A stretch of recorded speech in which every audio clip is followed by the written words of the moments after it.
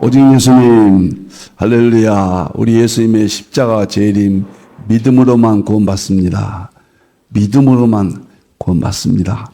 하나님의 말씀 정보, 예수님의 생명, 성령님의 기 에너지, 삼위일체 하나님께 찬양과 경배와 영광을 세세토록 돌립니다. 아멘. 삼일체 안에 성경과 신학과 이 세상 모든 것들을, 과학 모든 것들을 다 융합하라. 그러기 위해서는 가죽 부대를 바꾸라.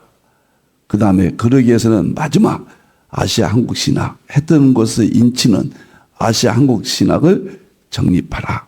신학자가 되라, 과학자가 되라, 설교자가 되라. 신학자가 되라, 과학자가 되라, 전도자가 되라.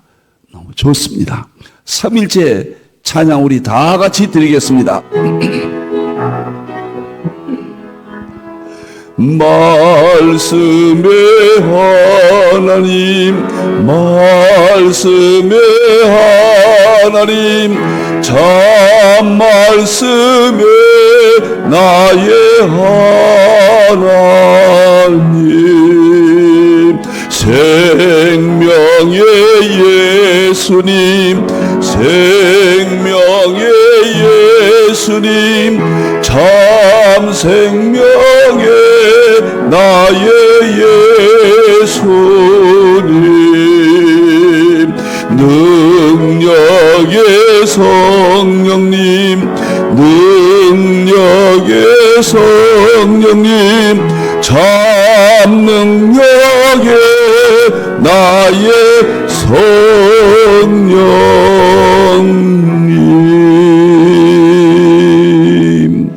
너무 좋습니다. 보겠습니다. 계시록입니다. 계시록 정말론 이광복 계시록 또는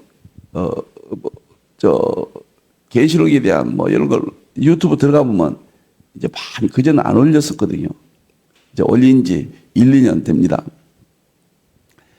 앞으로 10년, 20년 후면 정말 몇만 명, 몇십만 명까지도 기도합니다. 저는 없더라도 이제 유튜브에 상상을 기독교 계통에서는 개인이 유튜브에 가장 많이 올리는 사람들 일주일이면 5개씩 올라가니까요. 자관 유튜브에 일주일이면 5개잖아요. 52주면은 5, 25, 250개가 올라가잖아요.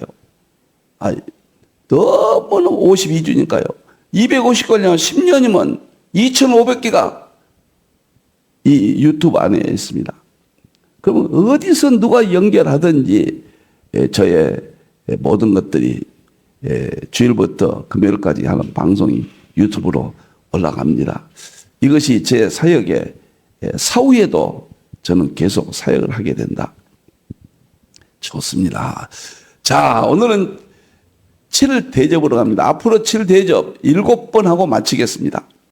이제 계시록 여러 가지 좀 하고요. 다니엘서 양자역학과 연결해서 앞으로는 계시록과 무엇을 하든지 양자역학 이야기가 꼭 나오도록 이제 여러분들이 다 과학자가 되라 공부를 했기 때문에요. 자, 감사합니다. 세 가지입니다. 계시록은 첫째, 마태복음 24장 21절 22절 창세에 이르는 환란이 없다. 이후에도 없고 없다. 그러나 그날을 감해서라도 권한다. 이것이 계시록이에요. 이것을 포인트 안 맞추면은 영해한다든가 과학으로 돌아간다든가 유대인으로 곡한다든가 이것이 첫째입니다. 두 번째는 마태복음 24장 32절 뭐라고 그랬습니까? 세상 끝에 정말로는 세상 끝에 징조다. 주님이 다시 오실 때 징조다. 마태복음 24장이나 계시록은 똑같아요. 다니엘서 마태복음 24장 25장 계시록은 똑같은 거예요. 저는 확실하게 이야기합니다. 구약의 역사를 통해서 미래 전쟁을 중심으로 해서 다니엘서가 됐고 예수님 당시 마태복음 24장 재림 때 이야기죠. 이것이 계시록과 틀리면 큰일 나죠. 똑같은 거예요. 정말 똑같습니다. 그래서 종말의 세상 끝에 징조다. 계시록에 대해서는 3장 20절 21절에서 먹어버리라. 예수님께서 계시록은 먹어버려야 대환란 이기고 보좌에 간다. 세 가지는 제 계시록을 해석하는 핵심이다. 배경이다. 아주 든든한 배경입니다. 다음 보겠습니다. 이제 오늘 7대접 대환란 심판 시나리오 대접 처음 하겠습니다. 오늘은 앞으로 7번은요. 7인 7나팔 7대접을 종합적으로 오늘은 7대접에 대해서 이야기하고 7인에 대해서 다시 한번 종합적으로 설명을 하겠습니다. 7대접을 어떻게 볼 것이냐. 이건 너무도 분명한데 또 갈립니다. 역사기 전철년, 무철년, 세대주의 전철년, 후철년, 4대 학파가 후철년은 지금 이제 많이 약화됐고요.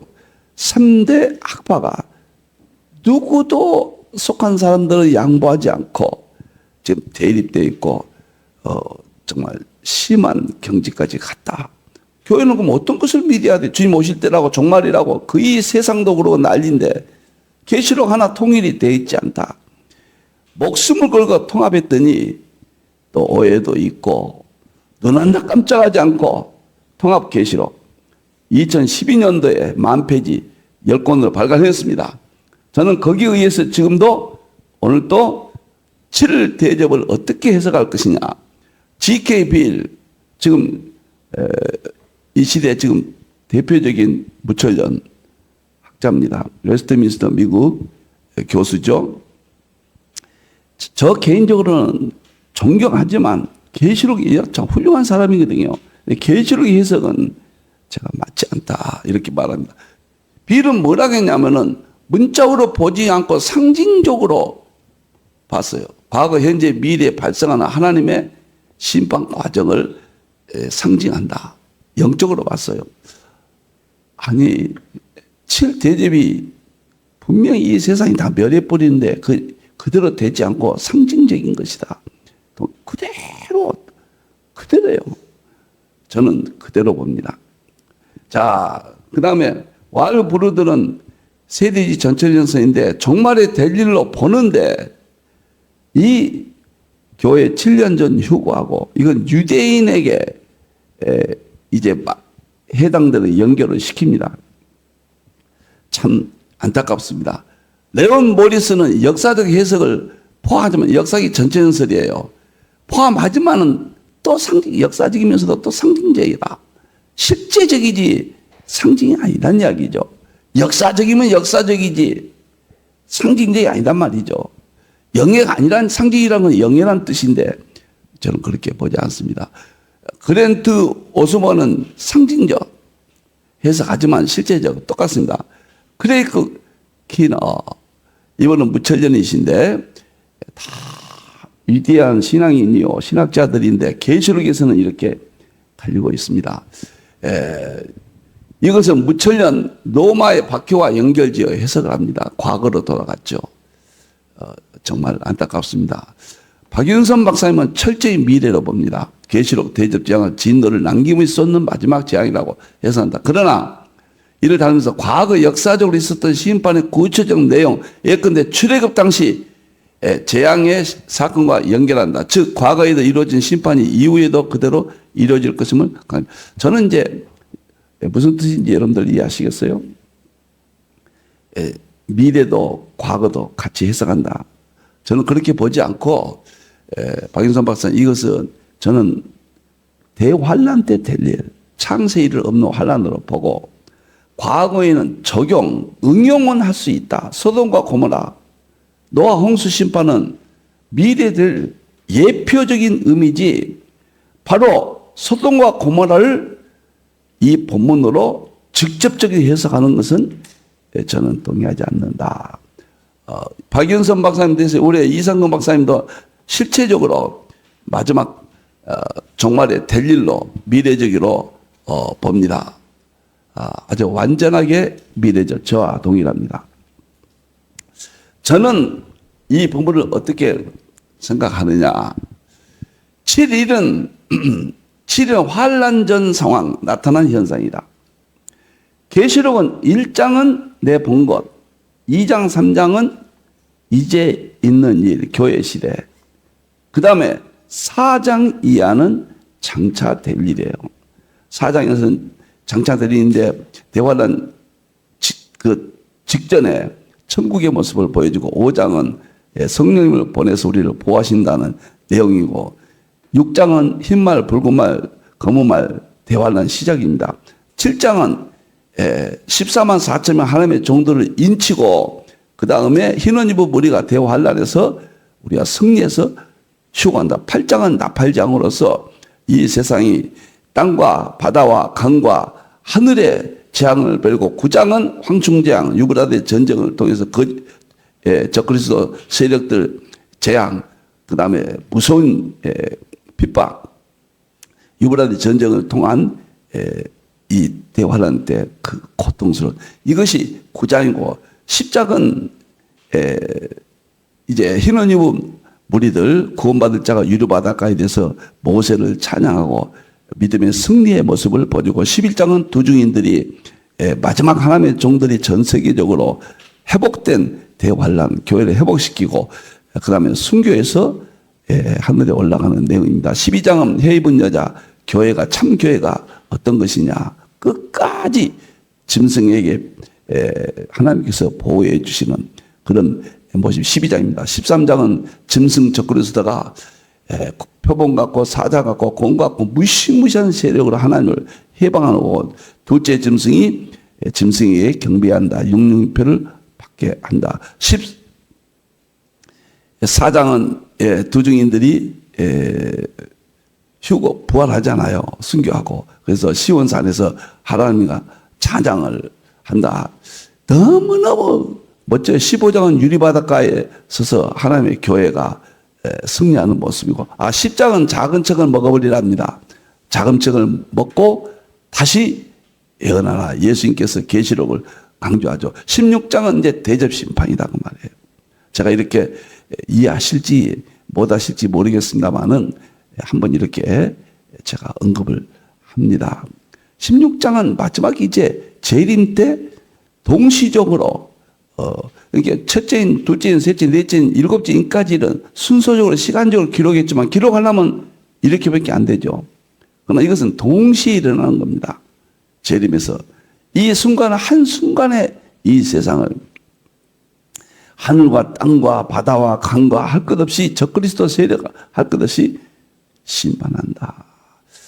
그 다음에 17장은 음녀, 교황, 적그리스도, 종교, 다원지 심판이 오고 18장은 우리가 어린 양의 신부로서 준비해서 휴거 준비하는 모습이고 19장은 이제 휴거해서 예수님이 재림하시고 공중 우리도 휴거해서 예수님과 함께 하늘 군대로 이 세상을 심판하시고 20장은 우리가 천년왕국 들어가고 21장은 천년왕국에서 누릴 축복이고 22장은 1절부터 5절까지는 천년왕국의 회복의 모습이고 6절부터 22절까지는 결론 부분이 마무리다. 이렇게 계시록을 대충 한번 말씀을 드렸습니다. 철저히 재림 심판이지 이것을 다르게 해석할 수 없다. 그리고 교회는 계시록 18장의 어린 양의 혼인 잔치에 준비합니다. 흰옷 입은 무리들이고 이것은 어린 양의 아내가 준비합니다. 18장이 휴거고 18장에 관련된 것이 뭐냐면 7장에 흰옷 입은 무리가 올라가죠. 바로 그게 휴거예요. 7장 휴거란 말만 없지. 응? 그것이 7장에 흰옷 입은 무리 18장에 어린 양이 신부 19장에서 공중에서 세마포 옷 입고 백마 타고 있는 모습 이 세 군데는 어린 양의 이 세 군데는 교회가 성도가 휴거하는 휴거 부활의 모습이다. 데살로니가전서 4장에 나오는 죽은 자가 살아있고 살아있는 자는 부활해서 공중에서 만난다. 자, 이해가 안 되신 분이랄지라도 제가 한번 이렇게 쭉 언급을 했습니다. 여러분들 어려우실지 모르지만 참고해 주시기 바랍니다. 처음에는 도무지 개념이 안 섰죠. 저는 일곱 인과 양자, 일곱 인과는 양자 얽힘 현상이고 일곱 나팔과는 양자 중심 현상이다. 무슨 말이냐면 계시록 6장에서 7인이 있잖아요. 그래서 흰말, 붉은말, 검은말, 청황색말 숨겨서 이것하고 7대접은 서로 얽힘이에요. 양자역학의 얽힘이 현상입니다. 이것과 완전히 구별되는 현상은 아닙니다. 하나님이 이것과 통합적으로 지금 재앙을 진행하신다. 나팔은 대적과 나팔은 양자 중첩 현상이에요. 첫째가 땅에다 쏟고 둘째가 바다에, 셋째가 강에, 넷째가 하늘에 쏟잖아요. 대접도 첫째가 땅에다 쏟아불잖아요. 그 다음에 바다와 강과 하늘에 쏟잖아요. 이게 중첩 현상이에요. 중첩 현상. 그러나 대접은 끝부분이고 그 다음에 나팔은 시작과 끝이 같이 있다. 이렇게 생각하시면 되겠습니다.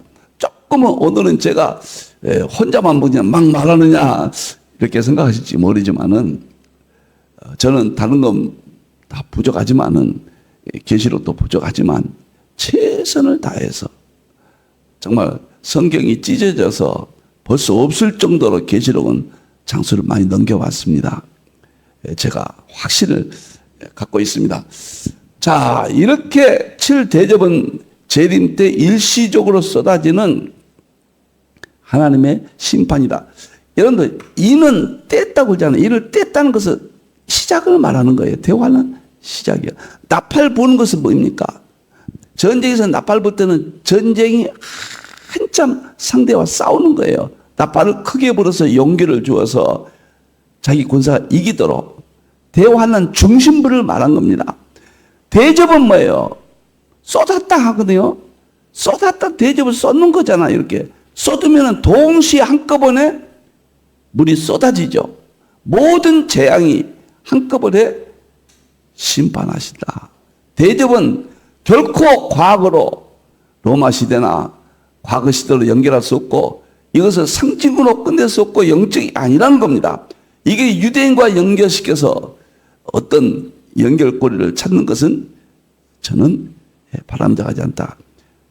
계시록 22장 16절 오늘은 뭐 여러분들이 아시든지 모르시든지 저 혼자 막 좀 말하고 싶어요.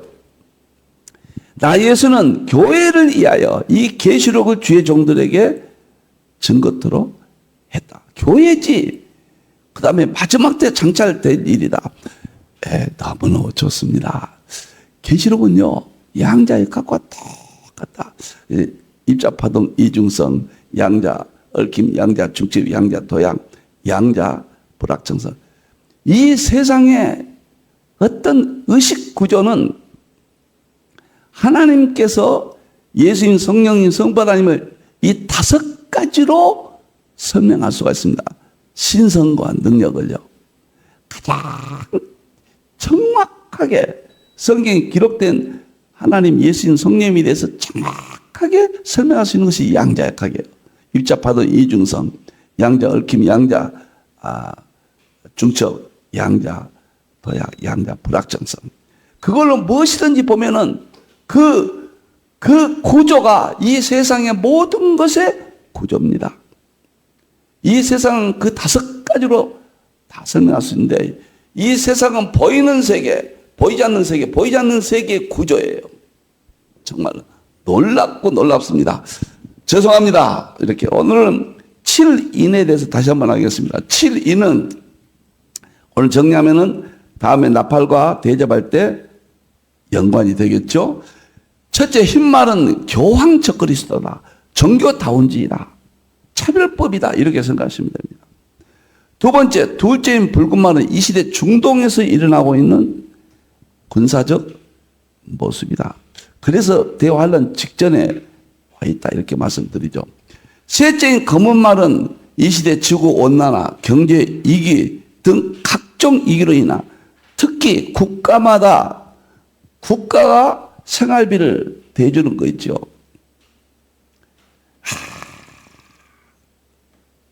정말 가난한 자들을 돕는 국가적인 지원은 바로 검은말 저울에 달아서 나눠준다. 이미 이 부분도 기근으로 포함해서 우리에게 보여준다. 청황색말은 이 시대 사망이잖아요. 이 시대 각종 사건들, 사람들 얼마나 많이 죽습니까? 다섯째 인 죽임당한 호소는 지금까지 구원받은 사람들이 천국 가서 어떤 모습이냐. 호소하죠. 의식이 있다. 그래서 여기에서 동무가 순교할 때까지 기다려라. 그래서 대환란 시작이 얼마나 중요한가를 보여준다. 여섯째 진노의 큰 날은 최후. 하늘의 태양과 달과 별들이 떨어지는 천체 현상. 심판하는 것은 재림 심판이다. 이 시대 과학적으로 설명할 수가 있다. 지금까지 이런 이야기들은요, 과학적으로 설명이 안 됐어요. 저도 이 양자 가기 전에는 문자들은 믿지만은 설명할 수가 없었죠. 근데 지금은 재림 때 별들이 떨어지고 달이 빛을 내지 않고 태양이 이런 현상들이 전부 과학의 진리들이에요. 다 입증하고 꼭 그대로 되는 거예요. 장차 될 일이에요.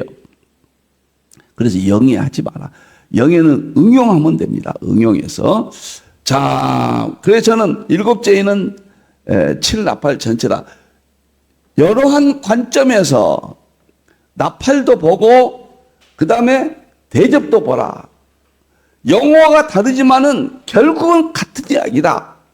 이것이 양자 중첩의 현상이다. 7인 7나팔 7대접은 양자 얽힘이요 양자 중첩이다.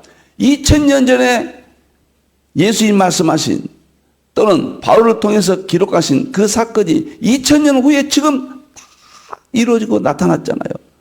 양자 도약이에요.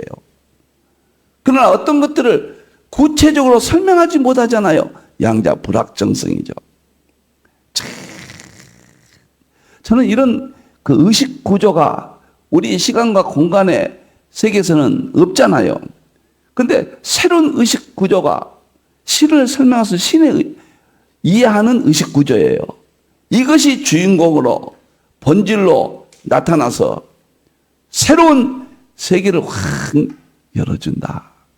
양자역학이 아니면 안 됩니다. 앞으로는 양자역학이 마지막 하나님의 계시의 일반 계시의 핵심이다. 다음은 한번 좋습니다. 제가 7인을 한번 특징이하면 구체는 7인은 총론적으로 대화하는 시작과 끝 모두를 알린다. 7인은 문자적으로 해석할 수 없는 상징 기법을 통해서 될 일이에요. 상징이니까 영해하면 안 돼요. 상징의 방법을, 기록 방법을 상징 기록 방법을 썼지만은 될 일을 총체적으로 보여준다. 첫째 흰말 적그리스도, 넷째 인 청황색 말은 4분의 흰말 적그리스도, 검은말 전쟁, 검은말 기근, 붉은말 전쟁, 청황색 말은 4분의 1 재앙이에요.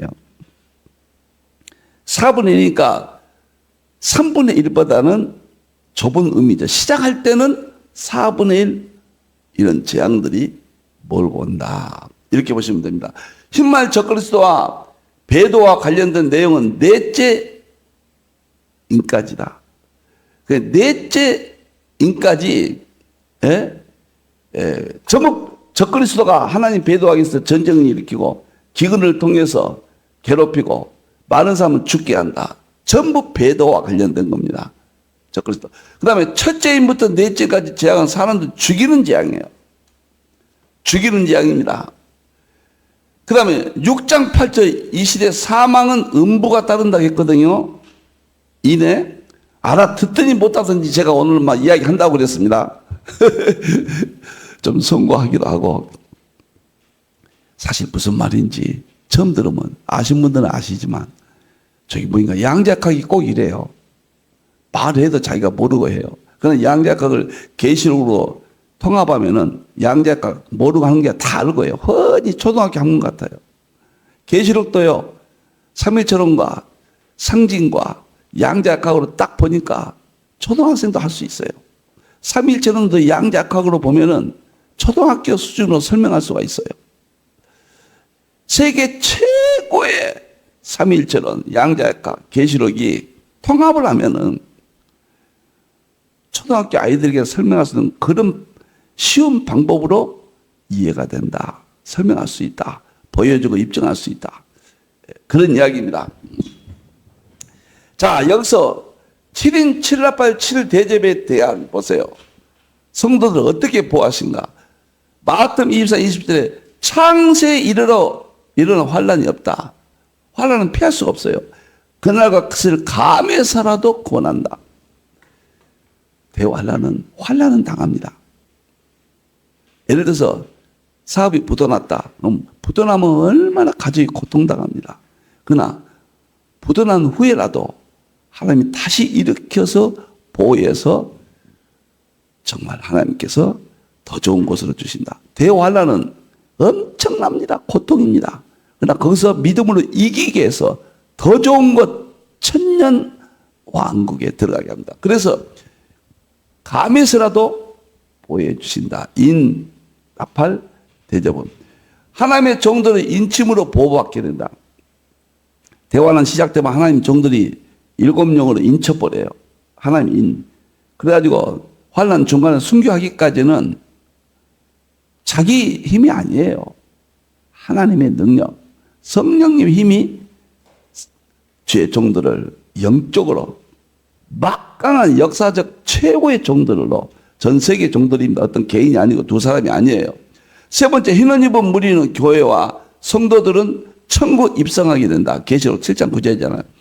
철저히 보호해서 천국 가잖아요. 셀 수 없는 무리들이 천국 들어가잖아요. 순교한 죄종은 사흘 반 후에 부활하며 시온산 천국 축복합니다. 죄종들이 순교자가 나타나요. 그러나 사흘 반 후에 휴거하고 시온산에서 어린 양과 함께 찬양하는 모습으로 보여줍니다. 이게 다 장차 될 일이에요. 영해하면 안 됩니다. 과거로 돌리면 안 된다. 영해한다. 마지막 하늘에 있는 군대들, 주의 종과 성도들입니다. 휴거 부활하여 계시록 19장 14절에 나타나죠. 하늘 군대. 예수님과 함께 철장 권세, 심판 권세를 받고 천년왕국에 들어가 왕권을 누린다. 7인 7나팔 7대접은 어차피 이게 참 이해가 그 자체는 이해가 되는데 양자 얽힘, 양자 중첩 이런 현상이거든 섞어야 되거든요. 섞어서 하면 무슨 말인지 몰라요. 많이 하면 이해가 됩니다. 많이 하면은 저도 10년 하니까 이해가 됐어요. 정말 계시록 열심히 했거든요. 10년 동안. 여러분들 계시록만 50여 권 썼고 계시록 통합신학은 2012년도에 10,000페이지 10권을 이제 출간했거든요. 용서하십시오. 제가 자랑이 아니라. 저는 계시록을 장차 될 일로 오늘 이 시대에 나타난 사실로 해석해야 답이 온다. 자, 오늘은 7대접에 있어서 7대접을 어떻게 볼 것인가.